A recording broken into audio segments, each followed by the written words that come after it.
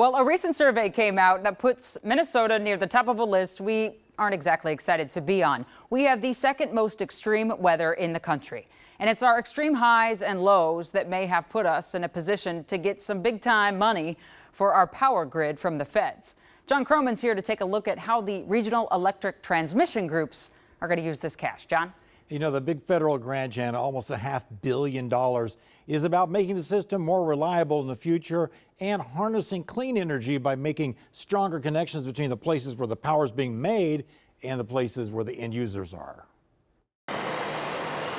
The simplest way to think about regional power grids is to think of them as highways. So what we're doing is we're building more freeway systems, or put another way, we're adding lanes to an existing freeway system. Michael Lamb is with Xcel Energy, one of the utilities that's pumped to learn the U.S. Department of Energy is sending $464 million to build up the power grids that connect Minnesota and 6 other Midwestern states. Allowing more cars and trucks to travel, more electrons to travel.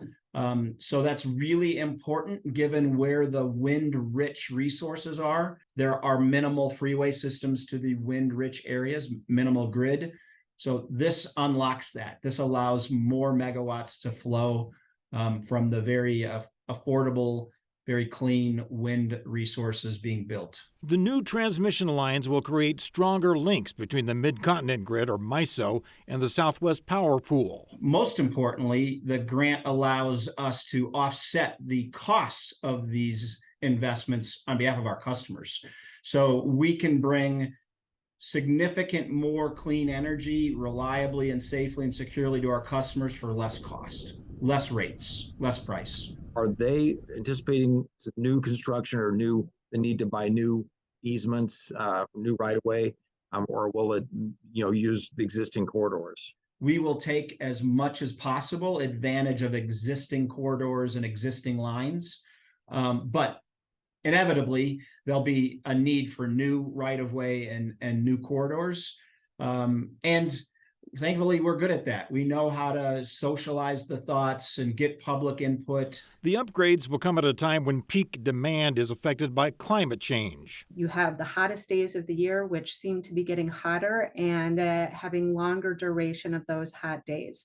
Likewise, on the colder end of the spectrum. Jessica Burdett is with the Minnesota Department of Commerce, one of the agencies that applied for the grant with the goal of building stronger connections with decentralized sources of clean energy like solar farms and wind farms to the places where the power is most needed. We historically had a lot of centralized resources, big coal plants, big gas plants. And as we're transitioning to decarbonized resources like wind resources or solar resources, battery storage, more efficiency, conservation, load management, those are not always in central places.